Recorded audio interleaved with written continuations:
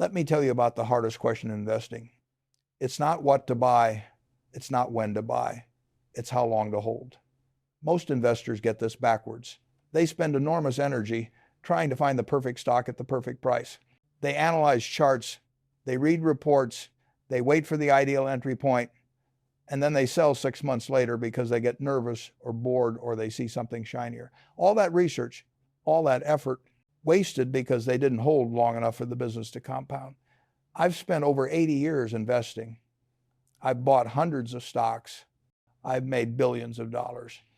And I can tell you with absolute certainty that the money I've made has come from holding great businesses for decades, not from brilliant short-term trading. The stocks that have made me wealthy are the ones I bought and never sold. Coca-Cola, I bought it in 1988. I still own it. American Express, I bought it in the 1960s. I still own it. These businesses have compounded for decades. The returns have been extraordinary, not because I timed the purchases perfectly, but because I held through every market crash, every recession, every moment of doubt. Today, I'm going to share with you the 5 blue chip stocks I would hold forever if I had to build a portfolio from scratch in 2026. Not stocks to trade, not stocks to flip for quick profits, stocks to own for the rest of my life and pass on to my heirs. These are businesses so strong, so dominant, so well managed that I'm confident they'll be larger and more profitable 20, 30, 40 years from now. Before I reveal the 5 companies, let me explain what I mean by blue chip and why it matters. Blue chip stocks are the highest quality companies in the market, large, established, financially strong businesses with long track records of profitability and stability. The term comes from poker, where blue chips are the most valuable. In investing, blue chip means the same thing, the most valuable, most reliable companies. But here's what most people get wrong about blue chip stocks. They think blue chip means safe and boring and slow growing. They think these are stocks for conservative investors who don't want excitement. That's partially true. Blue chips are safer than speculative small caps. They are less volatile than growth stocks. But boring? Only if you don't understand what you're looking at. The blue chip stocks I'm going to share have generated wealth that would make any investor's head spin, not through dramatic short-term moves, through relentless, consistent compounding over decades. 10% here, 12% there, year after year after year. That's how you turn $100,000 into $10 million. Not by hitting home runs, by collecting singles and doubles for 40 years. Let me tell you what I'm looking for in a forever stock. First, a dominant competitive position with a wide moat.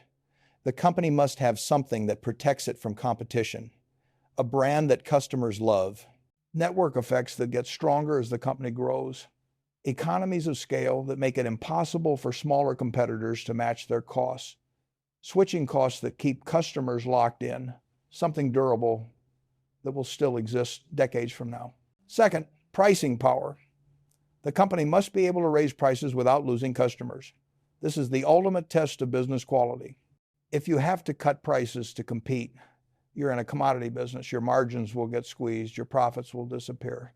But if you can raise prices and customers keep buying, you have a real business with real value. Third, capital efficiency. The company should generate high returns on invested capital. For every dollar they reinvest in the business, they should earn 15, 20, 25% or more. This allows the company to compound earnings rapidly without needing to raise external capital. Fourth, shareholder-friendly management.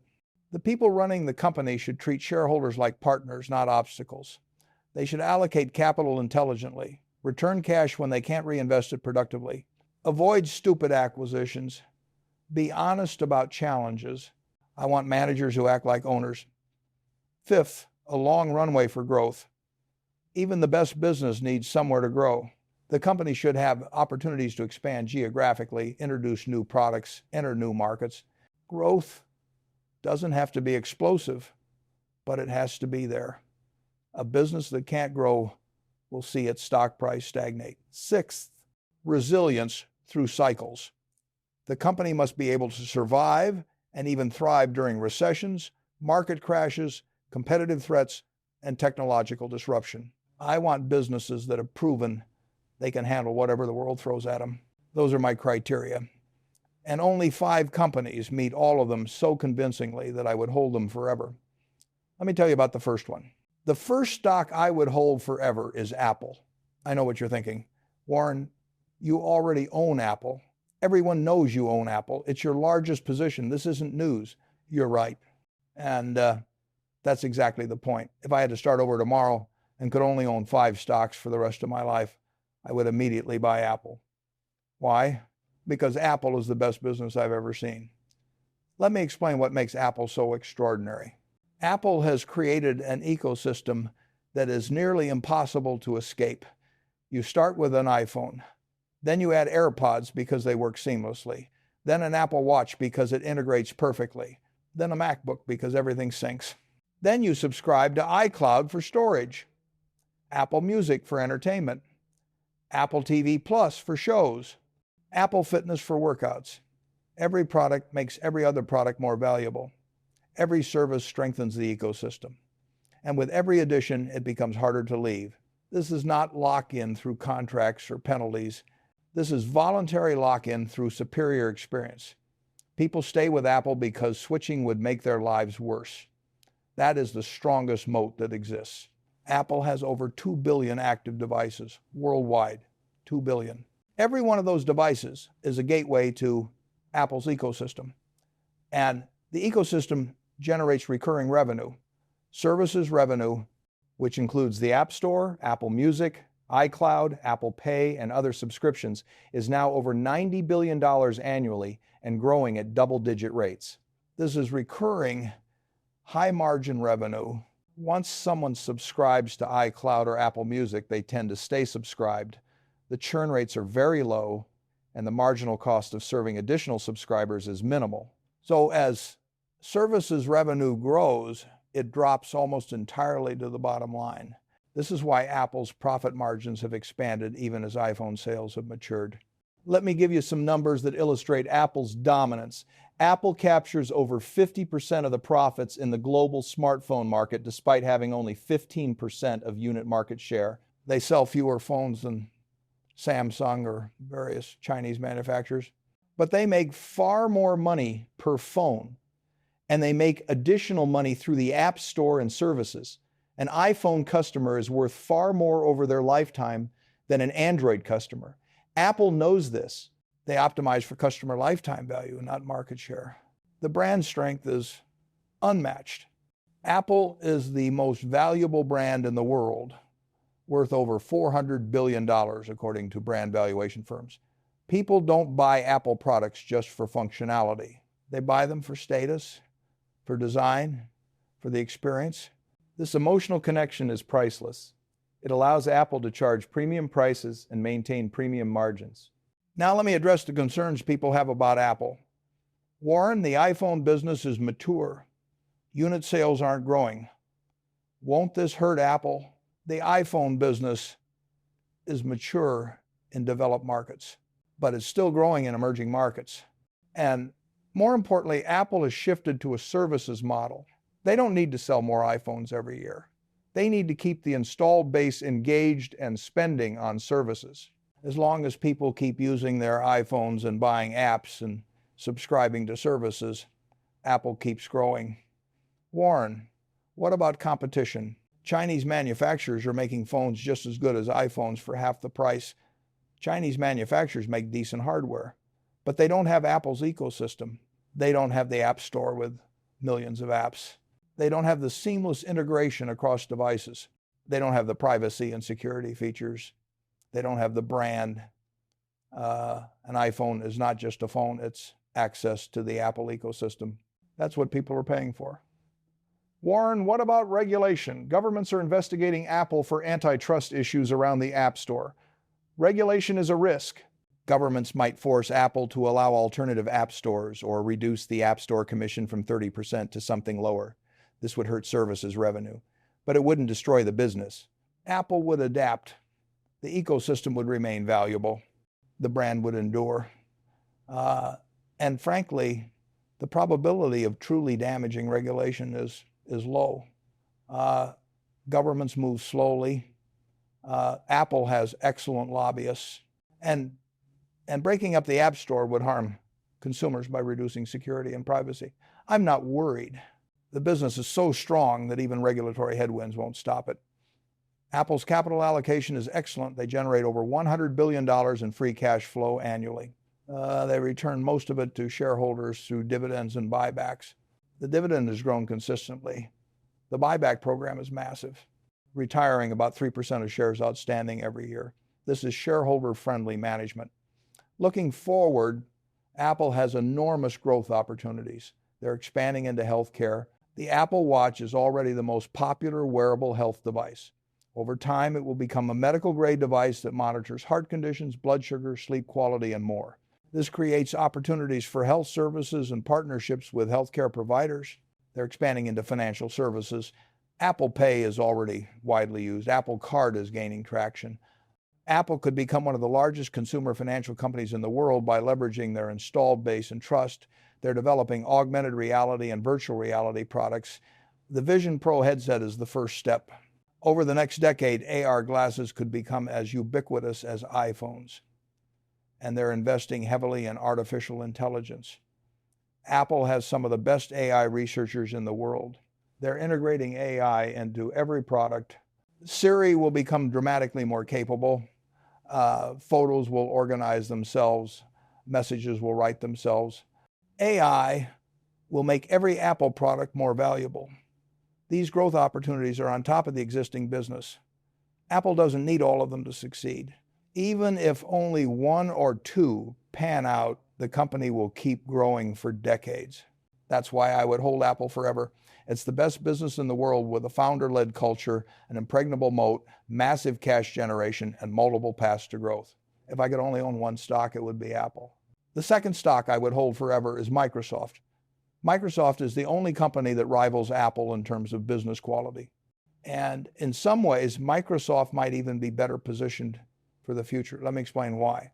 Microsoft has transformed itself over the past 15 years from a struggling PC software company into a cloud computing and enterprise software powerhouse.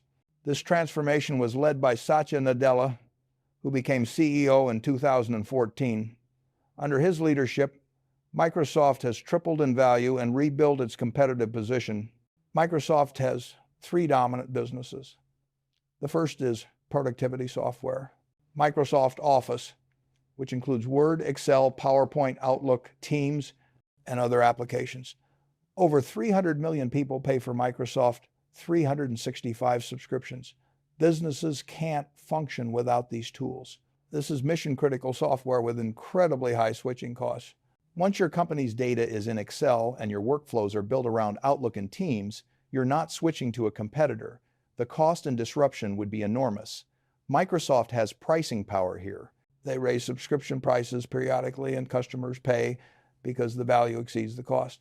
The gross margins on this software are probably 85 to 90%. It's nearly pure profit. The second business is cloud computing through Azure. Azure is the second largest cloud platform behind Amazon Web Services, and it's growing faster than AWS. Businesses are moving their infrastructure to the cloud because it's cheaper, more flexible, and more secure than running their own data centers. This is a massive multi-decade trend, and Microsoft is capturing a huge share. Azure revenue is growing at over 30% annually. At this rate, it will be a $150 billion business within a few years. And the beauty is that once a company builds their infrastructure on Azure, they rarely leave. The switching costs are enormous. You'd have to rebuild everything, migrate all your data, retrain your staff. Nobody wants to do that. So Azure revenue is sticky and recurring. The third business is gaming through Xbox and the Activision Blizzard acquisition. Microsoft bought Activision for $70 billion. They now own Call of Duty, World of Warcraft, Candy Crush, and other massively popular games. This gives Microsoft a huge presence in gaming, which is a bigger entertainment industry than movies and music combined. Microsoft's strategy is to build a subscription service, Game Pass, that gives you access to hundreds of games for a monthly fee. This is the Netflix model for gaming, and it's working. Game Pass has tens of millions of subscribers and is growing rapidly. What makes Microsoft so powerful is that all three businesses work together. Businesses use Microsoft 365 for productivity. They run their infrastructure on Azure.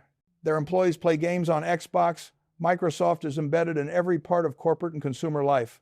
And the switching costs across all three businesses are enormous. Now, let me talk about Microsoft's competitive advantages. The first is network effects. The more people who use Microsoft products, the more valuable they become.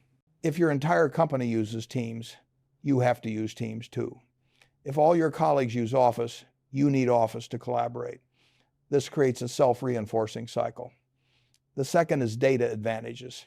Microsoft has access to enormous amounts of enterprise data through Azure and Office. This data allows them to build better AI models, better security systems, better products. Competitors can't match this data advantage. The third is ecosystem lock-in. Once you're using Microsoft 365 and Azure and Xbox, you're deeply embedded in the Microsoft ecosystem. Everything works together. Leaving would require replacing multiple products simultaneously. Nobody does that. Microsoft's capital allocation is excellent. They generate over $80 billion in free cash flow annually. They return a significant portion to shareholders through dividends and buybacks. The dividend has grown for nearly 20 consecutive years. They also make smart acquisitions like LinkedIn and GitHub that expand their ecosystem. Looking forward, Microsoft is extremely well positioned for the AI revolution. They've invested over $10 billion in OpenAI, the company that created ChatGPT. They're integrating AI into every product. Word will write documents for you. Excel will analyze data for you. PowerPoint will create presentations for you. This AI integration makes Microsoft products dramatically more valuable and further increases the switching costs. Microsoft is also expanding into cybersecurity. As cyber attacks become more sophisticated, companies need better security. Microsoft is building security capabilities across their entire platform. This creates another revenue stream and another reason for customers to stay in the Microsoft ecosystem. The business is incredibly resilient. During the COVID pandemic, Microsoft actually accelerated growth as companies moved to the cloud and remote work tools like Teams exploded in usage. During recessions, companies might cut discretionary spending, but they don't cut Microsoft subscriptions because those tools are essential. That's why I would hold Microsoft forever. It's a dominant business with multiple moats, excellent management, massive cash generation, and it's positioned perfectly for the future of AI and cloud computing. The third stock I would hold forever is Berkshire Hathaway. Now, I know this seems self-serving since I run Berkshire, but hear me out. If I weren't running Berkshire, I would absolutely own Berkshire stock. Let me explain why. Berkshire is fundamentally different from every other company on this list. It's not a technology company or a consumer products company. It's a conglomerate of dozens of businesses spanning insurance, railroads, utilities, manufacturing, and retail, plus a massive investment portfolio of stocks. This diversification is Berkshire's first strength. When one business struggles, others pick up the slack. During recessions, the insurance companies and utilities remain stable. During expansions, the manufacturing and retail businesses grow. The portfolio is balanced across economic cycles. The second strength is insurance. Berkshire owns Geico, General Re, and dozens of other insurance companies. Insurance is a wonderful business if you understand it. You collect premiums up front, you invest that money, what we call float, and you pay claims later. If you can underwrite profitably and invest the float wisely, you make money twice. Berkshire has about $150 billion in float. We invest this conservatively in stocks and bonds. Even earning just 5% on the float generates over $7 billion in annual investment income, and that's before the underwriting profits. This float is permanent low-cost capital. It's like having a $150 billion loan at zero interest. The third strength is the railroad. BNSF is the largest freight railroad in North America. Railroads are natural monopolies. You can't build a competing rail network. The capital costs are too high. The regulatory barriers are too great. Once the tracks are laid, you have a permanent competitive advantage. BNSF moves goods across the country more efficiently than trucks. As the economy grows, freight volumes grow. BNSF captures that growth. The fourth strength is capital allocation. Over 60 years, I've deployed capital across dozens of acquisitions and investments. The track record speaks for itself.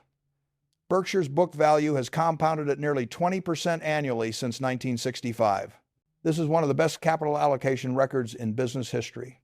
After I'm gone, that capital allocation will continue under capable managers who have been trained in the same principles I follow. The fifth strength is the culture. Berkshire operates with minimal overhead. They have about 25 people at headquarters. The operating companies run themselves. We don't have bureaucracy, politics, or empire building. We focus on treating shareholders like partners and allocating capital intelligently. This culture will outlast me. It's embedded in how the company operates. Berkshire's intrinsic value is significantly higher than its stock price would suggest. The operating businesses alone are worth more than the current market cap, and you get the investment portfolio for free. That's an attractive valuation for a collection of businesses this high quality.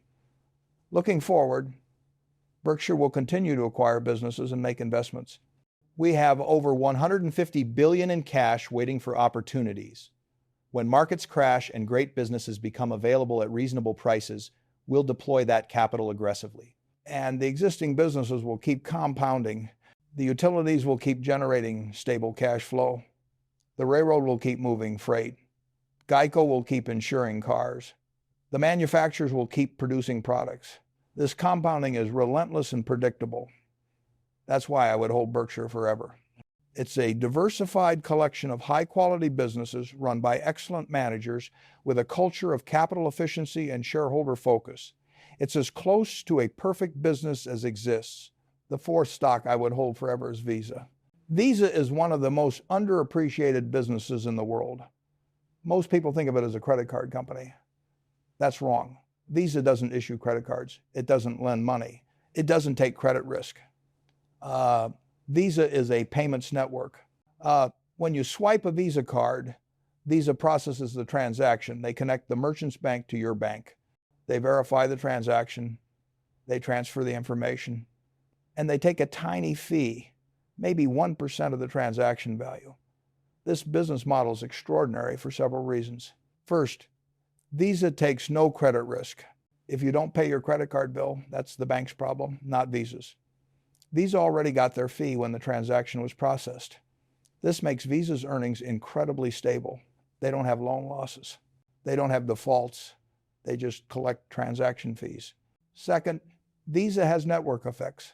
The more merchants accept Visa, the more valuable Visa cards become to consumers. The more consumers have Visa cards, the more merchants want to accept Visa. This creates a self-reinforcing cycle that's nearly impossible to break. Third, Visa has a duopoly with MasterCard. Together, they process about 90% of credit and debit card transactions outside China. No other payment network has come close to challenging them. Why? Because building a competing network would require convincing millions of merchants and billions of consumers to switch simultaneously. It's not going to happen. Fourth, Visa's business is capital light. They don't need factories or inventory. They just need computer systems to process transactions. This means they generate enormous free cash flow relative to the capital they need to reinvest. Most of that free cash flow comes back to shareholders through dividends and buybacks. Fifth, Visa benefits from long-term secular trends. The world is moving away from cash toward digital payments. This trend is happening globally and will continue for decades. Every time someone uses a card instead of cash, Visa makes money. Every time someone makes an online purchase, Visa makes money. The shift from cash to digital payments is a multi-decade tailwind. Let me give you some numbers. Visa processes over 200 billion transactions per year at an average fee of about 1%. That's trillions of dollars in payment volume, generating tens of billions in revenue. The operating margins are over 60%. This is an incredibly profitable business, and it's growing. Transaction volumes grow at about 10% annually as more commerce moves to cards and as developing countries adopt digital payments. Visa is also expanding into new areas. They're processing transactions for buy now, pay later services. They're enabling peer-to-peer payments. They're moving into cryptocurrency through partnerships with crypto exchanges. Every new payment method that emerges, Visa finds a way to process transactions and collect fees. Now let me address concerns about Visa. Warren, what about cryptocurrencies? Won't they disrupt Visa? Cryptocurrencies are interesting technology, but they haven't disrupted traditional payments. People still use cards for almost all transactions. And when people do use cryptocurrencies, they often need to convert them to dollars, which means they use services that rely on Visa's network. Visa has adapted by partnering with crypto platforms. They're processing crypto transactions too. Warren, what about regulation? Governments might cap interchange fees or force Visa to allow more competition. Regulation is a risk. Some countries have capped interchange fees. This hurts revenue. But Visa has adapted by introducing new services and finding other ways to generate revenue. And even with fee caps, the business remains highly profitable. The network effects are too strong to disrupt. Looking forward, Visa has decades of growth ahead. Developing countries are just beginning to adopt digital payments. Billions of people still use cash primarily. As they move to cards, Visa will process those transactions. E-commerce is growing rapidly. Cross-border transactions are increasing. All of this benefits Visa. That's why I would hold Visa forever. It's a toll road on global commerce with network effects, minimal capital requirements, no credit risk, and decades of growth ahead. The fifth and final stock I would hold forever is Procter & Gamble. I've already talked about P&G in my dividend stock video, but it deserves to be on this list too because it's one of the highest quality businesses in the world. Procter & Gamble owns over 60 consumer brands: Tide, Gillette, Pampers, Bounty, Charmin, Crest, Oral-B, Dawn, Febreze, Head & Shoulders, Olay. Most of these brands are number one or number two in their categories. This brand portfolio is P&G's moat. People trust these brands. They've been using them for decades. Their parents used them. In many cases, their grandparents used them. This creates incredible loyalty.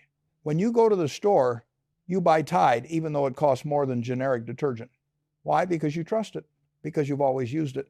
Because the risk of the generic not working is greater than the cost savings. This brand loyalty allows P&G to charge premium prices and maintain high margins.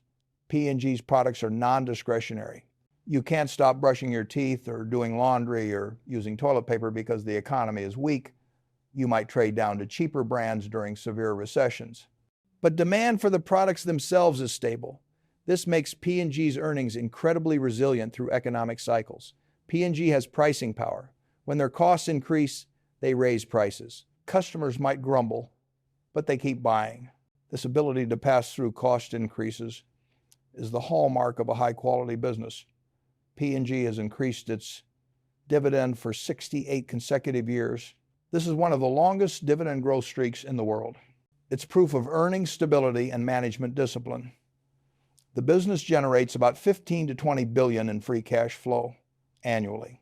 Most of this is returned to shareholders through dividends and buybacks. P&G's capital allocation is excellent. They don't waste money on stupid acquisitions. They focus on their core brands. They invest in innovation to keep the brands relevant. And they return excess cash to shareholders. Looking forward, P&G has growth opportunities in emerging markets as hundreds of millions of people enter the middle class in Asia, Africa, and Latin America. They want branded products. P&G's brands are aspirational. When people get disposable income, they buy Gillette razors and Pantene shampoo and Pampers diapers. P&G is also innovating to keep brands relevant. They're introducing sustainable packaging. They're developing new product formats. They're using digital marketing to reach younger consumers. The brands are not static. They evolve with consumer preferences. Now let me address concerns about P&G. Warren, aren't they facing competition from private label and e-commerce brands? Won't this erode their market share? Private label has gained some share in certain categories. Amazon Basics and store brands are cheaper. But P&G has maintained their market share in most categories. Why? Because brand loyalty is strong. People don't want to experiment with unfamiliar products for things that touch their bodies or their babies. The cost of failure is too high. Warren, is P&G's growth too slow? Won't the stock underperform? P&G grows revenue at about 3 to 5% annually. That's not exciting, but it's steady. And when you combine that with dividend growth and buybacks, total shareholder returns are quite good, 7 to 9% annually over long periods. That might not be as exciting as a high-growth tech stock, but it's reliable. And over decades, reliable compounding beats sporadic volatility. That's why I would hold P&G forever. It's a collection of the world's best consumer brands with pricing power, recession-resistant demand, and a long track record of rewarding shareholders. So those are my 5 blue chip stocks I would hold forever. Apple, Microsoft, Berkshire Hathaway, Visa, and Procter & Gamble. Let me explain why these 5 work so well together as a portfolio. First, diversification across industries. Technology, financial services, consumer products, conglomerate, different revenue sources, different competitive dynamics, different economic sensitivities. Second, geographic diversification. All 5 companies generate significant revenue outside the United States. They're global businesses. This provides growth opportunities in emerging markets and reduces dependence on any single economy. Third, different growth profiles. Apple and Microsoft are growing faster. Visa is growing at a moderate pace. P&G is growing slowly. Berkshire is somewhere in the middle. This balance provides both growth and stability. Fourth, recession resistance. All 5 companies sell products or services that remain in demand during economic downturns. Technology is essential. Payments continue. Consumer staples are non-discretionary. This reduces portfolio volatility during recessions. Fifth, multiple moats, network effects for Microsoft and Visa, brand power for Apple and P&G, diversification and float for Berkshire. These competitive advantages are durable. They'll still exist decades from now. Let me show you what a portfolio of these 5 stocks would look like. Let's say you have $500,000 to invest. You split it equally across the 5 stocks, $100,000 in each. Over the next 30 years, assuming these businesses continue performing as they have historically, here's what you might expect. Apple compounds at about 12% annually. Your $100,000 becomes $3 million. Microsoft compounds at about 13% annually. Your $100,000 becomes $3.5 million. Berkshire compounds at about 10% annually. Your $100,000 becomes $1.7 million. Visa compounds at about 11% annually. Your $100,000 becomes $2.3 million. P&G compounds at about 8% annually. Your $100,000 becomes $1 million. Total portfolio value after 30 years, about $11.5 million. From $500,000, that's a 23-fold increase. You turned $500,000 into over $11 million by doing nothing but holding 5 great businesses for 3 decades. No trading, no market timing, no stress, just patience. And this assumes you never added another dollar. If you contributed even modest amounts regularly, the ending value would be much higher. Now let me address the most common objection to this strategy. Warren, 30 years is a long time. I don't want to wait 30 years. I want to get rich faster. I understand the impulse. Everyone wants to get rich quickly. But here's what I've learned over 9 decades.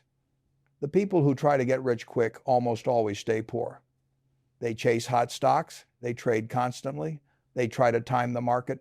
And they lose money. The people who get rich are the ones who find quality businesses and hold them for decades, who ignore the daily noise, who let compounding do the work. That's not exciting. It's not sexy, but it works. And that's what matters. Let me also address another objection. Warren, what if one of these companies fails? What if Apple gets disrupted or Microsoft loses its competitive position? It's possible. Businesses do fail. Competitive advantages do erode. That's why you own 5 companies, not one. If one of them runs into serious trouble, you still have 4 others. The diversification protects you. But more importantly, I've chosen companies with such strong competitive positions and such long track records that the probability of catastrophic failure is very low. These are not speculative startups. These are trillion-dollar companies that have survived and thrived through every challenge for decades. Could all 5 fail simultaneously? Theoretically, yes.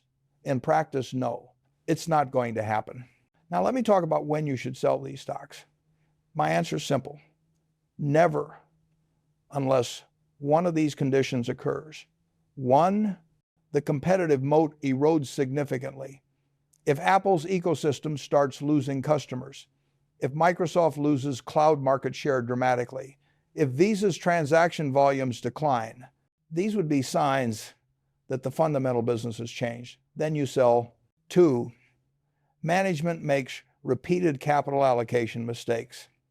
If any of these companies starts doing stupid acquisitions or wasting capital on vanity projects, that's a red flag. Good management matters. If management turns bad, sell. Three, valuation becomes absurdly expensive. If any of these stocks trades at 50 or 60 times earnings with no justification, it might make sense to trim the position. I'm not saying sell entirely, but taking some profits when valuations are extreme is prudent. Four, a better opportunity emerges. If you find a business that's even higher quality at an even better price, it might make sense to sell one of these and buy the better opportunity. This should be rare, but it can happen. Short of those four conditions, you hold forever. You ignore the market noise. You ignore the daily price fluctuations. You ignore the headlines about recessions or interest rates or inflation. You focus on the businesses. Are they still dominant? Are they still growing? Are they still generating cash? Yes. Then you hold. This is the discipline that creates wealth. Now let me talk about how to actually implement this strategy. First, open a brokerage account. Any major brokerage works. Fidelity, Schwab, Vanguard. Look for one with no commissions on stock trades. Second, buy equal amounts of all 5 stocks. If you have $50,000, put $10,000 in each. If you have $500,000, put $100,000 in each. The exact dollar amount doesn't matter.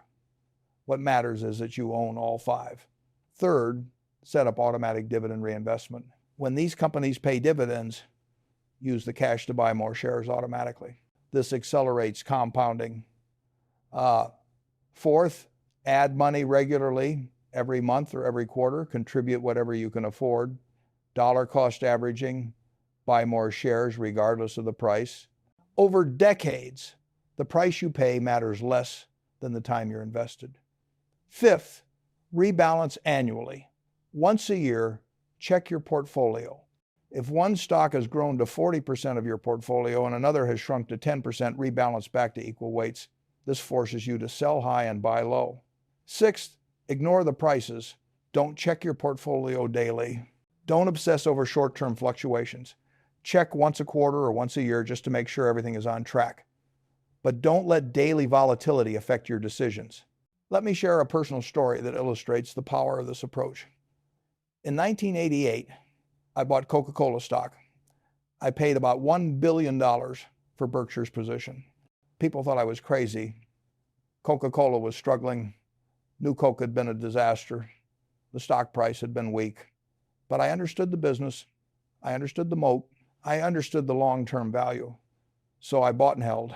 Today, 37 years later, that position is worth about $25 billion. And it pays us over $700 million in annual dividends. That's almost as much as we paid for the entire position, the dividends alone, not counting the capital gains. This is what holding forever looks like. You buy quality, you hold through doubt and uncertainty and volatility, and you let compounding work its magic. That same strategy will work for you with these 5 stocks. Buy them, hold them, ignore the noise, and 30 years from now, you'll be wealthy. Let me also talk about the psychological challenges of holding forever. It's harder than it sounds. When the market crashes and your portfolio falls 30 or 40%, every instinct tells you to sell. The fear is overwhelming. The urge to protect what you have left is powerful. This is when most investors make their worst mistakes. They sell at the bottom. They lock in losses. They miss the recovery. The way to avoid this mistake is to focus on the businesses, not the stock prices. When the market crashes, ask yourself these questions. Is Apple still selling iPhones? Yes. Is Microsoft still growing Azure? Yes. Is Visa still processing transactions? Yes. Is P&G still selling detergent? Yes. Is Berkshire still generating float from insurance? Yes. If the answers are yes, the temporary decline in stock prices is meaningless. The businesses are fine. Their long-term value hasn't changed. The market is just having a panic attack. This will pass. Hold through it. In fact, do better than hold. Buy more. Market crashes are gift opportunities. The same businesses you were happy to own at higher prices are now available at discounts. This should make you excited, not scared. I've lived through 14 major market crashes. Every single one of them was a buying opportunity. Every single one of them recovered. The investors who held through the crashes and kept buying ended up wealthy. The investors who panicked and sold ended up poor. Be the investor who holds. Now let me address one more important topic. What if you're not starting from scratch? What if you already have a portfolio of different stocks?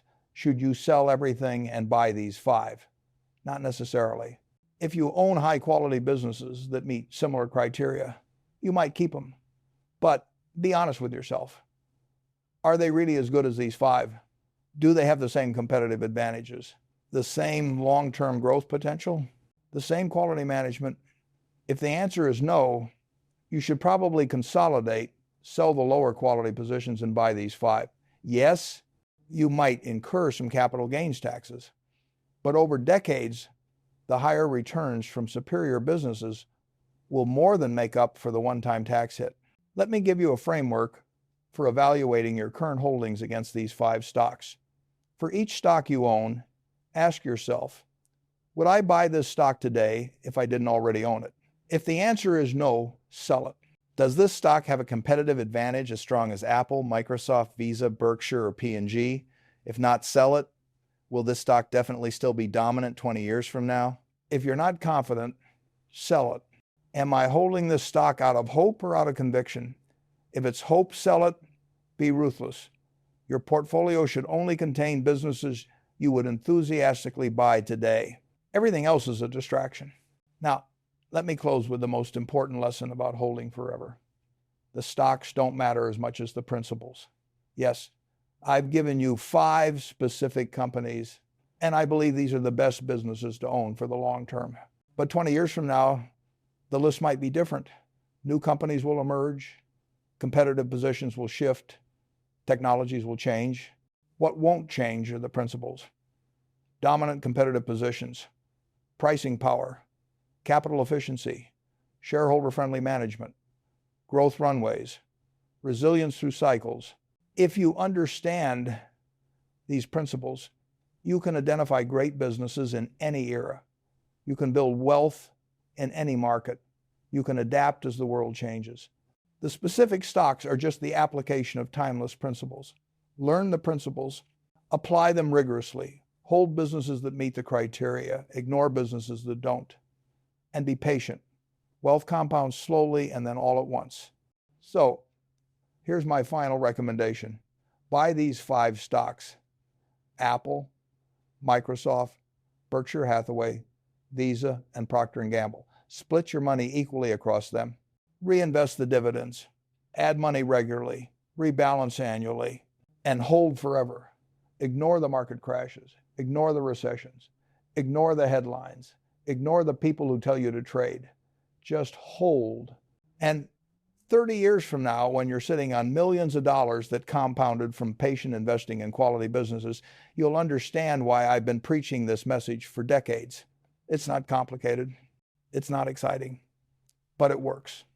And that's all that matters. These 5 stocks represent everything I've learned about investing: quality, dominance, durability, management excellence. If I had to start over today, this is exactly what I would buy, and I would never sell. That's the strategy. That's the plan. And that's what I recommend you do in 2026. Let me go deeper into each of these 5 companies so you truly understand what makes them special and why they deserve to be held forever. Starting with Apple, I want to show you the exact dynamics that make this business so extraordinary. Apple's ecosystem strategy is unlike anything else in business history. Most companies try to sell you one product. Apple sells you an entire interconnected system. And the genius is that each piece of the system makes every other piece more valuable. Let me walk you through how this works in practice. You buy an iPhone. It costs $1,000. That seems expensive compared to a $300 Android phone. But here's what happens. The iPhone connects to your email, your calendar, your contacts. It backs up automatically to iCloud. You take photos that are stored and organized. You download apps that you purchase once and can use on all your devices. Now you want wireless headphones. You could buy generic Bluetooth headphones for $50. But AirPods work seamlessly with your iPhone. They connect instantly. They switch between devices automatically. They integrate with Siri, so you pay $200 for AirPods instead of $50 for generic headphones.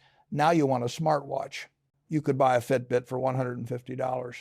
But the Apple Watch integrates perfectly with your iPhone and AirPods. Your texts appear on your wrist. Your health data syncs automatically. Your music controls are instant. So you pay $400 for an Apple Watch. Now you want a laptop. You could buy a Windows laptop for $600. But a MacBook syncs with your iPhone seamlessly.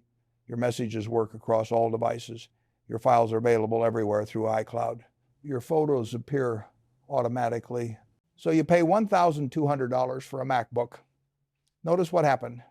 You started with an iPhone, and Apple's ecosystem gradually led you to spend almost $3,000 total on devices. Plus, you're now paying $5 per month for iCloud storage, $10 per month for Apple Music, $5 per month for Apple TV Plus. That's $20 per month in recurring subscriptions, $240 per year, and you're buying apps from the App Store, which gives Apple 30% of every purchase. Over 5 years, you might spend another $500 on apps and in-app purchases. So Apple's total revenue from you is not just the $1,000 iPhone. It's $3,000 in hardware, plus $1,200 in subscriptions over 5 years, plus $500 in App Store purchases. That's $4,700 in total lifetime value from a single iPhone customer. And you're likely to upgrade your devices every few years, which means this cycle repeats. This is why Apple's business model is so powerful. They're not selling products. They're acquiring customers into an ecosystem. And once you're in, you keep spending. Now let me talk about Apple's margins and cash generation. The gross margin on an iPhone is about 40%. Apple pays about $600 to manufacture a $1,000 iPhone. They keep $400. But the gross margin on services is probably 85%. The cost of delivering iCloud storage or Apple Music to an additional customer is almost zero. So as services grow, Apple's overall margins expand. In fiscal 2023, Apple generated about $97 billion in operating income on about $385 billion in revenue. That's a 25% operating margin. For a company of Apple's size, that's extraordinary. And the free cash flow is even more impressive, about $100 billion annually. Apple doesn't need to reinvest heavily in the business. They don't build factories. They outsource manufacturing to partners like Foxconn. They don't need massive capital expenditures for new plants or equipment. Most of their costs are operating expenses, research and development, marketing, retail stores. This means almost all of the operating income converts to free cash flow. And since they only need to reinvest about 10 to 15 billion per year, they have 85 to 90 billion in excess cash to return to shareholders. This is what they've been doing through buybacks. Over the past decade, Apple has spent over $500 billion buying back stock. They've retired about 40% of shares outstanding. This is massively accretive to remaining shareholders. Every share you own represents a larger percentage of the company than it did 10 years ago. And the earnings per share grow faster than the overall earnings because there are fewer shares. Let me give you a specific example of how powerful this is. In 2013, Apple earned about $37 billion in net income on 6.9 billion shares outstanding. That's $5.40 per share. In 2023, Apple earned about $97 billion on 15.6 billion shares outstanding. That's $6.20 per share. Wait, that doesn't look like much growth. Earnings per share only went from $5.40 to $6.20 in 10 years. But here's what you're missing. If Apple hadn't bought back stock, they would have $97 billion in earnings on 6.9 billion shares. That would be $14 per share. Instead, it's only $6.20 because there are 15.6 billion shares. No, wait, I got that backwards. Let me recalculate. Actually, if Apple had the same share count as 2013, which was 6.9 billion, and they earned 97 billion, that would be $14.07 per share. But because they bought back shares and now only have 15.6 billion shares, the earnings per share is actually, no, that's still wrong. More shares means lower earnings per share, not higher. Let me think about this correctly. In 2013, there were about 6.9 billion shares outstanding. Today, there are about 15.6 billion shares. Wait, that can't be right. Apple has been buying back stock aggressively. The share count should have gone down, not up. Let me look at this differently. Apple's weighted average diluted shares outstanding in 2013 was about 6.5 billion. In 2023, it was about 15.8 billion. That's an increase. But that doesn't make sense with all the buybacks. Actually, I need to account for stock splits. Apple did a 7-for-1 stock split in 2014 and a 4-for-1 split in 2020. So the share count numbers aren't directly comparable. Let me use a different approach. The key point is that buybacks reduce share count and increase earnings per share for remaining shareholders. Apple has spent over $500 billion on buybacks over the past decade. This has been enormously beneficial to shareholders. The exact math is complex because of splits and stock-based compensation, but the direction is clear. Fewer shares, higher earnings per share, more value for shareholders. Now let me talk about Microsoft in greater depth. Microsoft's transformation under Satya Nadella is one of the greatest corporate turnarounds in history. When Nadella became CEO in 2014, Microsoft was seen as a dinosaur. They had missed mobile. Windows Phone was failing. The PC market was shrinking. Everyone thought Microsoft's best days were behind them. Nadella changed everything. He shifted the company's focus from Windows to cloud computing. He made Microsoft products work on competing platforms. Office apps on iPhones and Android, Microsoft software on Linux. This was heresy to the old Microsoft that tried to lock everyone into Windows. But it was brilliant strategy. By making their products platform agnostic, Microsoft expanded their addressable market dramatically. Businesses could use Microsoft 365, whether they used Windows, Mac, or Linux. The revenue from subscriptions mattered more than the operating system. The Azure cloud platform was Nadella's biggest bet. Microsoft invested tens of billions in building data centers around the world. They hired thousands of engineers. They gave away free credits to startups to get them using Azure. This was a long-term investment with no guarantee of success. Amazon Web Services was already dominant. Google was investing heavily in Google Cloud. Why would businesses choose Azure? Nadella had the answer. Hybrid cloud. Most large enterprises can't move entirely to the cloud. They have legacy systems, regulatory requirements, data sovereignty issues. They need a hybrid solution that works partly in the cloud and partly on premises. Microsoft was uniquely positioned to deliver this because of their long history with enterprise IT. Azure Stack allowed companies to run Azure services in their own data centers. This bridge between old and new technology was exactly what big companies needed, and it worked. Azure started winning major enterprise customers, banks, manufacturers, healthcare providers, companies that would never move entirely to AWS because of their existing Microsoft infrastructure. They chose Azure for hybrid cloud deployments. Today, Azure is growing faster than AWS and has about 25% market share. At current growth rates, it will be a $150 billion annual revenue business within 3 years. And here's the beautiful part. Once a company builds on Azure, they rarely leave. The switching costs are enormous.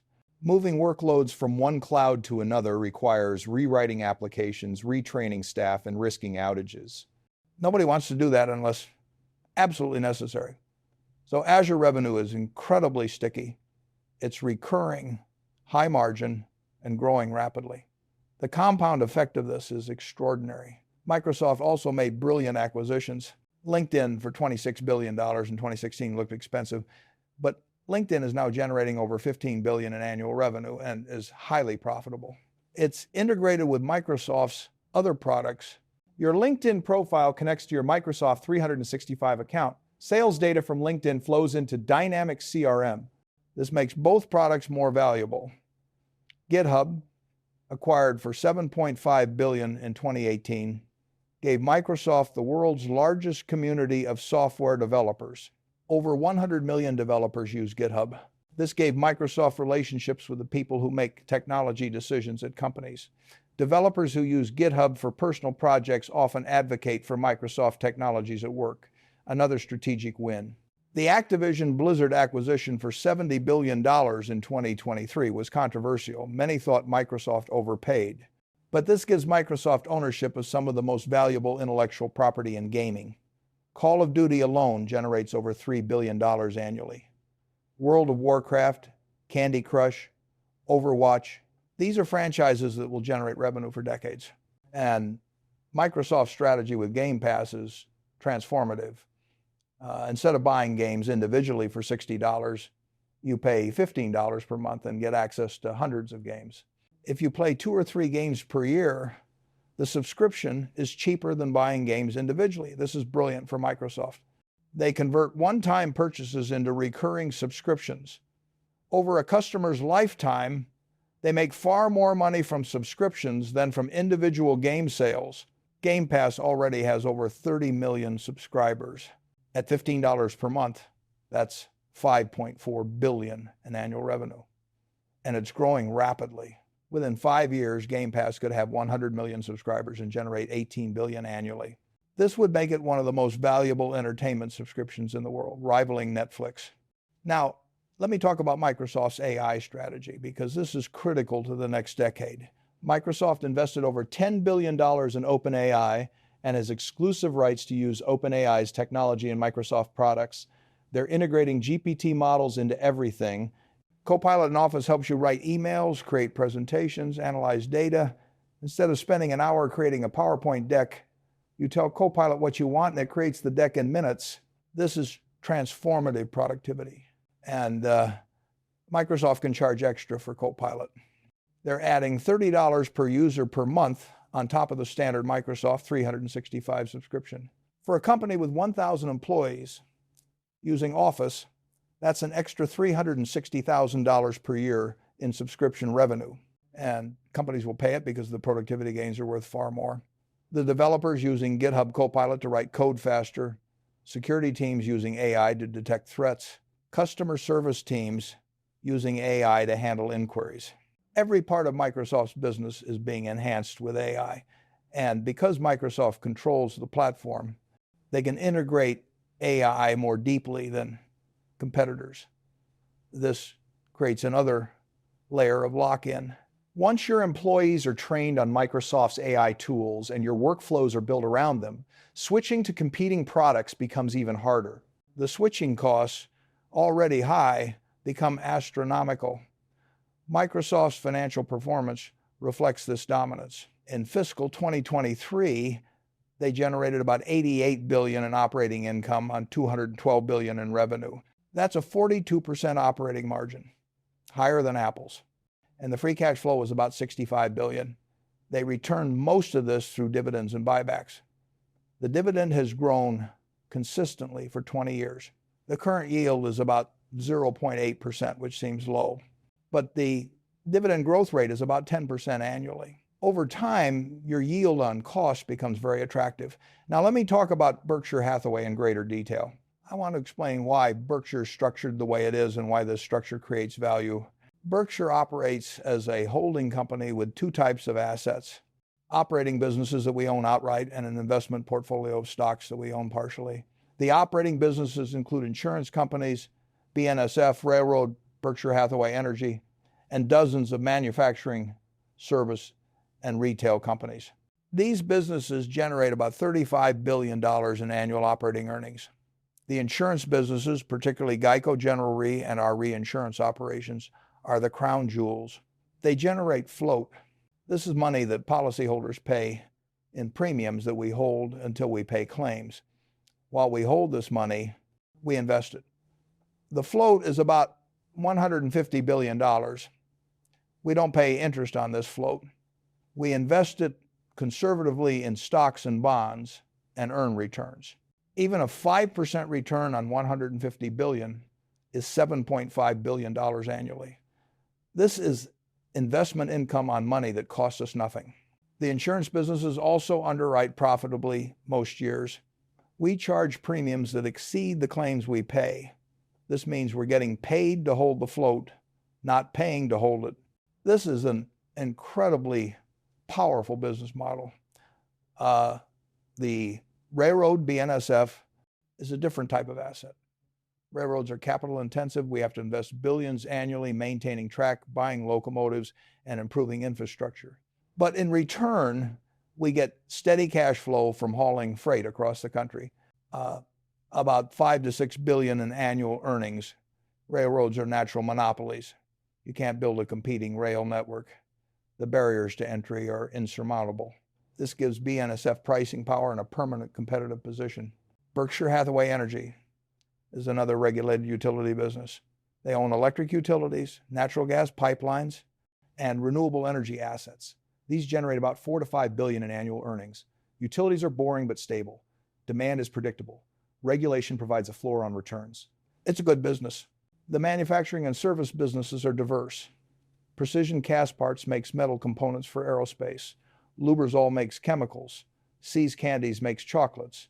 These businesses are not sexy, but they're profitable and well managed. Together, they generate about $10 billion in annual earnings. Then there's the investment portfolio. Berkshire owns large stakes in Apple, Bank of America, Coca-Cola, American Express, Chevron, and others. This portfolio is worth about $300 billion and generates about $5 to $6 billion in annual dividend income. When you add it all up, Berkshire generates about $50 billion in total earnings annually from operations plus investment income. And we have $150 billion in cash sitting on the balance sheet waiting for opportunities. The beauty of this structure is diversification and flexibility. When one business struggles, others compensate. When markets crash and stocks are cheap, we have cash to deploy. When businesses are expensive, we generate cash from operations and wait. I've run Berkshire this way for 60 years. We don't have quarterly earnings pressure. We don't make short-term decisions to hit targets. We think in decades, not quarters. This long-term mindset is embedded in the culture. After I'm gone, the next managers will operate the same way.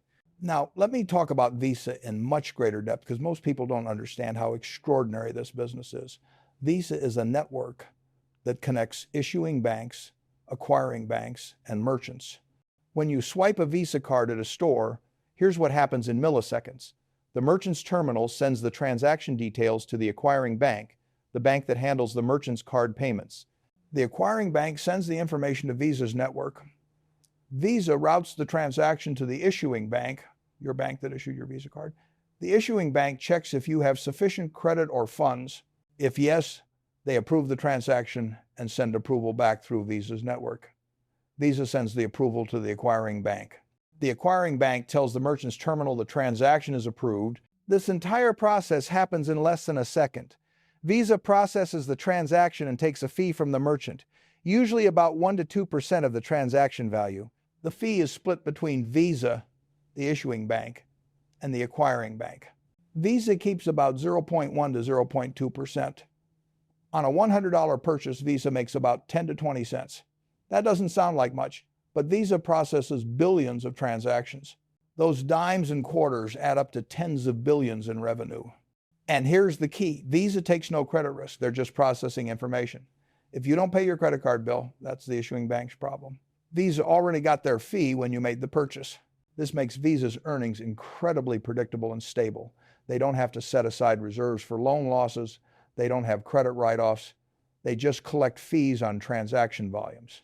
Transaction volumes grow steadily at about 8 to 10% annually. This growth comes from several sources. More commerce moving from cash to cards, more people globally getting access to banking and cards, more online shopping, which requires card payments, inflation, which increases transaction values even if volumes are flat, These are all secular trends that will continue for decades. Visa's competitive moat is the network itself. They have relationships with thousands of banks and millions of merchants worldwide.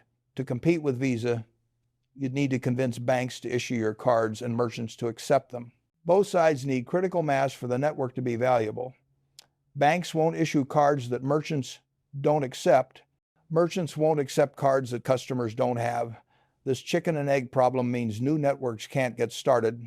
Visa and MasterCard have created a duopoly that's almost impossible to break. The only real competition is in markets where they don't operate. China has Union Pay. Some countries have domestic networks. But globally, Visa and MasterCard dominate, and they don't really compete aggressively with each other. They both charge similar fees. They both grow together as cash becomes less common.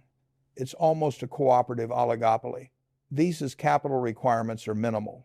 They don't need factories or inventory. They just need computer systems to process transactions.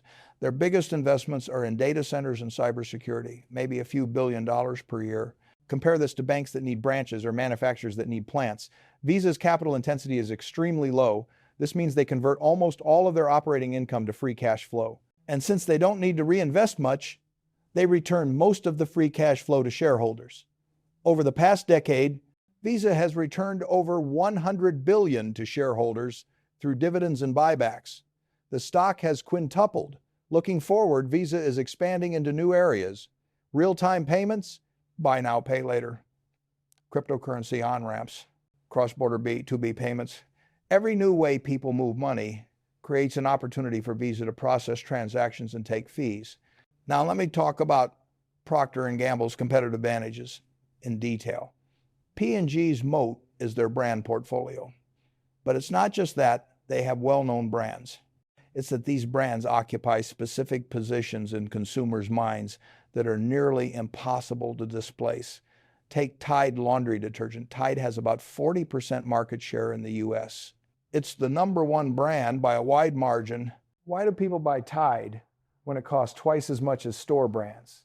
Because Tide means gets clothes clean in people's minds. That association was built over 70 years of advertising, product performance, and word of mouth.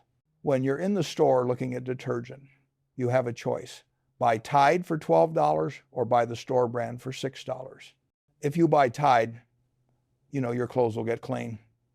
You've used it before. Your mother used it. It works. If you buy the store brand, maybe it works just as well. Or maybe it doesn't. Maybe your favorite shirt gets ruined. Maybe your whites turn gray. Is it worth risking that to save $6? For most people, no. The downside of the cheaper product failing is greater than the upside of saving a few bucks. So they buy Tide. This psychology applies to most of P&G's categories. Pampers, diapers. You're not going to experiment with an unknown brand on your baby's bottom. Gillette razors. You don't want to risk cutting your face with an inferior razor. Crest toothpaste. You're not gambling with your dental health to save $1. These are categories where the cost of failure exceeds the savings from cheaper alternatives. And P&G has spent decades building trust and reliability in consumers' minds. That trust is their moat. P&G also has scale advantages. They spend over $8 billion annually on advertising.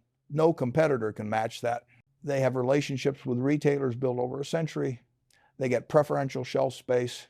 They have supply chain and manufacturing efficiencies that come from producing billions of units.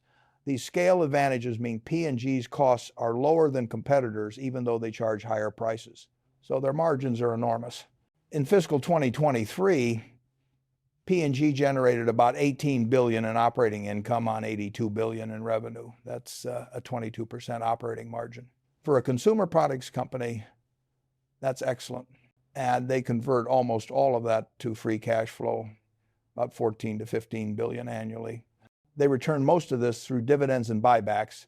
P&G's dividend yield is currently about 2.4%, and they've increased the dividend for 68 consecutive years. Every single year, without fail, through recessions, wars, market crashes, everything, the dividend goes up. This is proof of business quality and management discipline. Looking forward, P&G's growth will come from emerging markets. In developed countries, their categories are mature. People already use laundry detergent and toothpaste. Growth is modest. But in developing countries, hundreds of millions of people are entering the middle class. They're moving from unbranded products to branded products. P&G's brands are aspirational. When people get disposable income, they buy Gillette and Pantene and Oral-B. P&G is also innovating to keep brands relevant. They're introducing products with sustainable packaging. They're developing new formats like concentrated detergent pods. They're using digital marketing to reach younger consumers who don't watch traditional TV. The brands are not static. They evolve. But the core value proposition, trust and reliability, remains constant. Now, let me bring all 5 stocks together and show you how to think about this portfolio holistically. These 5 stocks represent different types of economic exposure. Apple and Microsoft are technology platforms. As the world becomes more digital, they benefit. Visa is a financial infrastructure play. As commerce shifts from cash to digital payments, they benefit. P&G is a consumer staples company. They benefit from population growth and rising living standards. Berkshire is a diversified conglomerate with exposure to insurance, transportation, energy, and equities. This diversification means your portfolio has balance. In a recession, technology spending might decline and Apple and Microsoft could slow, but P&G's products remain in demand. Visa's transaction volumes might slow, but remain positive. Berkshire's insurance and utilities provide stability. In an expansion, technology and financial services boom. Apple, Microsoft, and Visa accelerate. P&G grows steadily. Berkshire's equity portfolio appreciates. You're positioned for different economic scenarios. The portfolio also provides both growth and income. Apple and Microsoft pay modest dividends but grow rapidly. Visa pays a moderate dividend and grows moderately. P&G pays a higher dividend and grows slowly. Berkshire pays no dividend but has long-term capital appreciation. Blended together, you get a portfolio that yields about 1 to 1.5% in current income, but has dividend growth of about 8 to 10% annually. And the capital appreciation should average about 10 to 12% annually over long periods. Total return of 11 to 13% annually. That's enough to double your money every 6 years. Let me show you what disciplined investing in these 5 stocks can accomplish. Let's say you're 35 years old.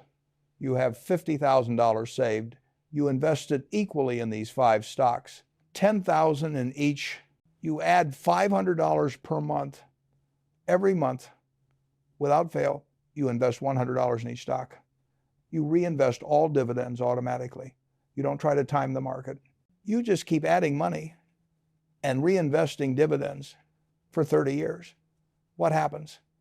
At 8% average annual returns, which is conservative for these stocks, you'd have about $1.1 million at age 65. At 10%, which is more realistic, you'd have about $1.7 million. At 12%, which is possible if these businesses perform well, you'd have about $2.5 million. This is from $50,000 initial investment plus $500 per month. You contributed about $230,000 of your own money over 30 years. The rest is compounding and growth from these businesses. And here's the beautiful part. At age 65, those stocks are generating about $30,000 to $50,000 per year in dividends. You can live on that income without selling shares. Your principal stays intact and keeps growing. The dividends keep increasing every year. You have a sustainable retirement income that will last for decades. This is the power of buying quality and holding forever. Now let me address the biggest psychological challenge you'll face with this strategy. Comparison. You'll see other investors making huge gains on speculative stocks. Someone will buy some obscure cryptocurrency or meme stock and triple their money in a month. You'll see the gains on social media. You'll hear people bragging. And you'll feel like a chump for holding boring blue chip stocks that only go up 10 or 12% per year. This is when discipline is tested. You have to remember that for every person who triples their money on a speculative trade, there are 10 who lost everything. You only hear about the winners. The losers don't post on social media. Speculation is a negative-sum game after accounting for taxes and trading costs. Over time, most speculators lose money. Investing in quality businesses is a positive-sum game. The businesses grow, generate profits, and create value. Over time, patient investors make money. It's not as exciting as gambling on meme stocks, but it works, and that's what matters. Another challenge is holding through volatility. These stocks will have bad years. Apple might fall 30% if iPhone sales disappoint.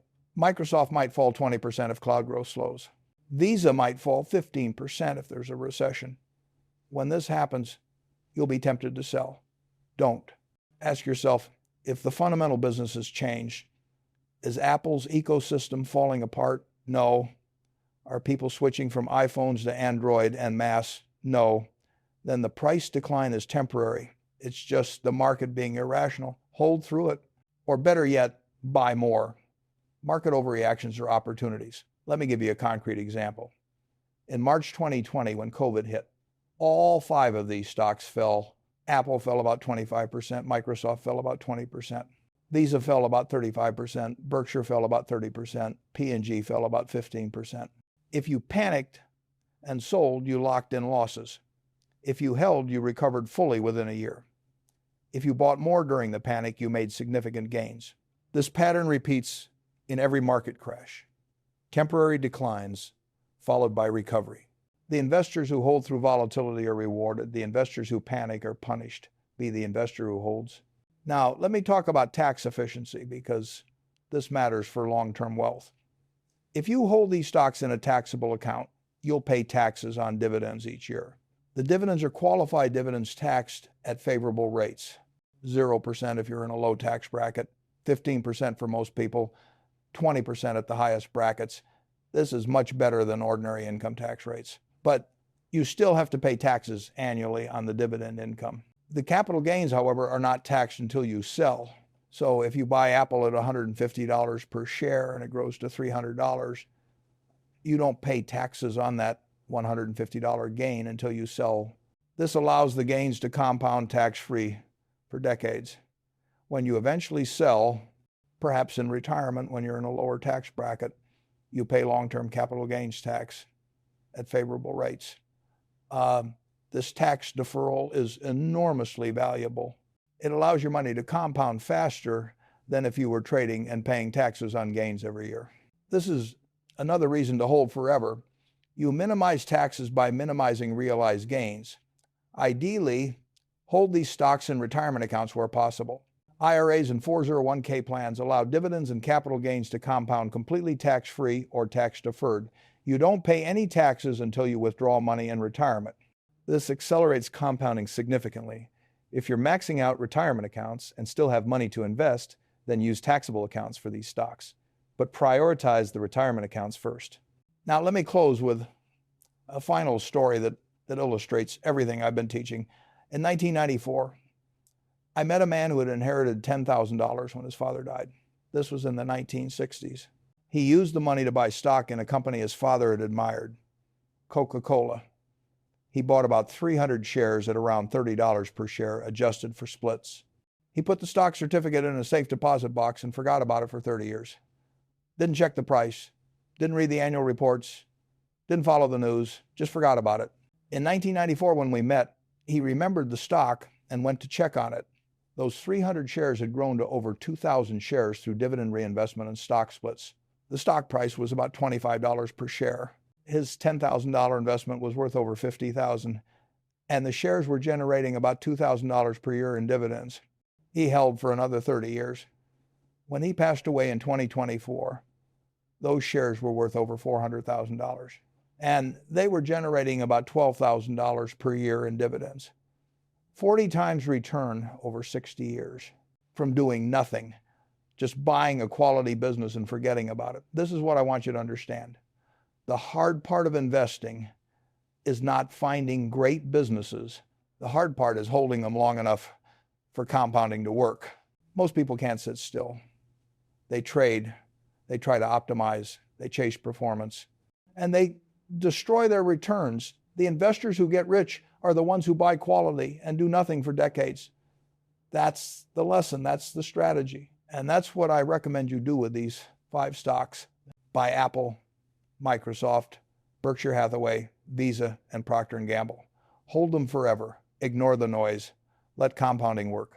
And 30, 40, 50 years from now, you or your heirs will be wealthy beyond what seems possible today, not through luck, not through genius, through patience and discipline and the power of owning great businesses for very long periods.